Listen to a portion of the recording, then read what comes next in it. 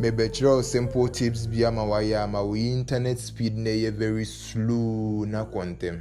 Na omonso a omo connect omo hotspot e de ma omo computer and phone for even though so on use kura na mo data tete basa ne nso ma kire omo si bia omo be fix sa problem no.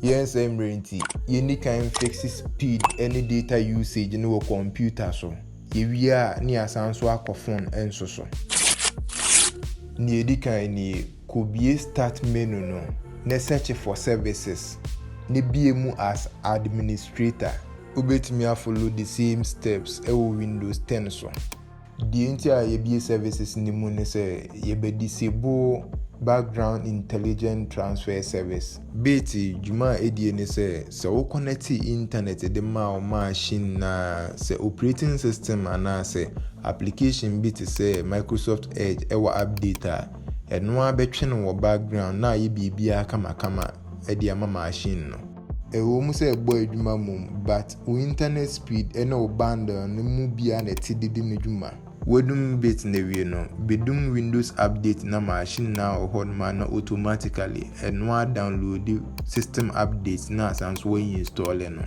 so in case unya bundle bebre na why you ready say obey Windows updates the here so be settings one no akọ check for updates and as obeba services no asanso about turning on but when you ready leaving off say that here apply ne bo okay no ne close no.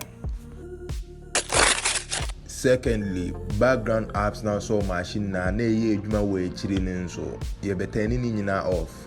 Maybe choose be no both Windows 10 and Windows 11 nyina so. Step we a different to Windows 11 so. And until na me the Windows 10 de na ye easy ne die ni mo no. The best thing could be start menu no. Neko settings. We are necessary privacy. Privacy ni mo be say you know. Brasie ne be background apps option no.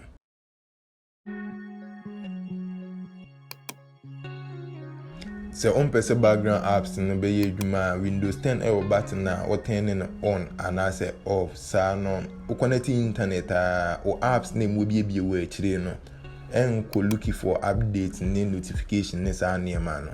Apart from data background apps ni waste no so o turn off esanso ma machine consume less power. Windows 11 any sa button ni bi to say the Windows 10 tier no.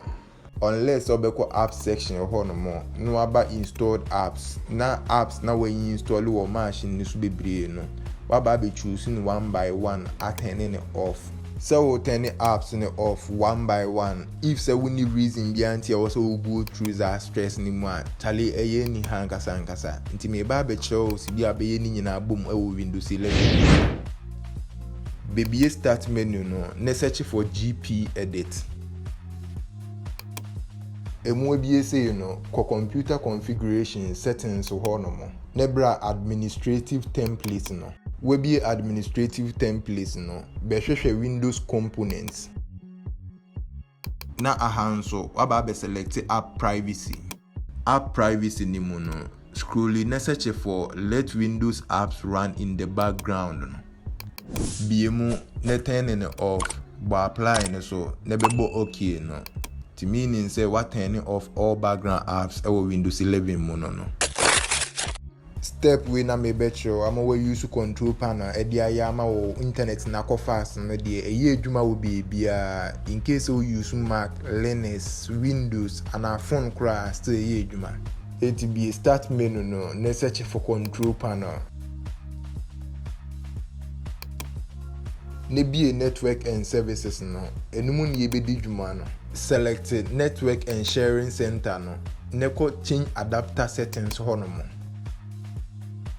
so wa connect internet cable ene di ama machine no ena we ko internet be right click so neko properties no but say we use Wi-Fi to say they me use here right click or Wi-Fi ni sumum neko properties the kind select client for Microsoft networks no neko configure no select yes nebra advanced option no. Na channel width for band 2.4 no Faber 202 same applies to the channel width for band 5.2 no so nebe disable fat channel intolerance no.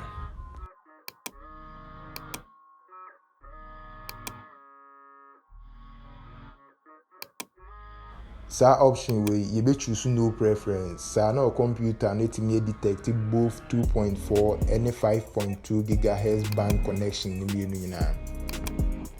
Now roaming aggressiveness no alphabetal lowest.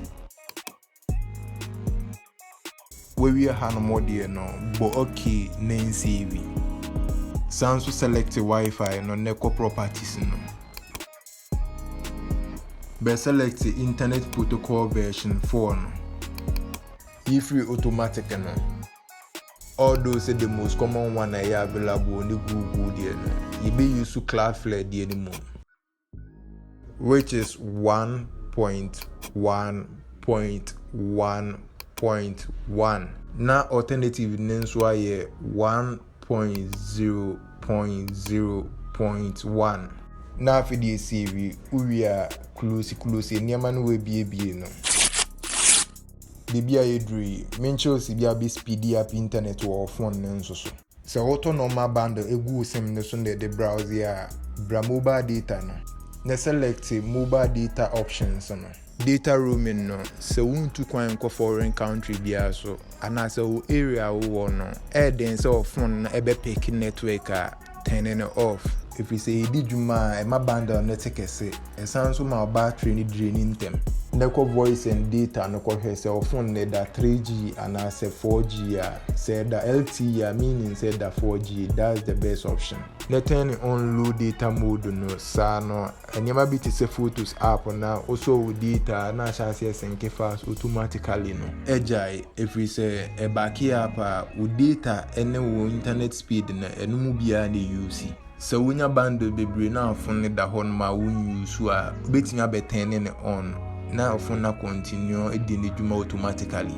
No more use Wi-Fi connection and the internet or more phone nation. Be free automatic never to manual. Now Google and as a Cloudflare DNS na di kan de man wa shasi no. Be ade e wa hanom. Because a Google DNS the most common one OBS most at times or sesa quality. May use Cloudflare no. O configure DNS new year no join the network no. Na last one na can so scroll it down hwehwe general. Na select background app refresh no. All those obetimi ahwehwe na app here opa no we leaving it on, but I am a prefer say me turning nyina off. If we say app am here no me bi ma still e be load ya ma menya me message amepe. Tips wa like video no na subscribe for more helpful videos etc. Ye be share bi mu another video so me da say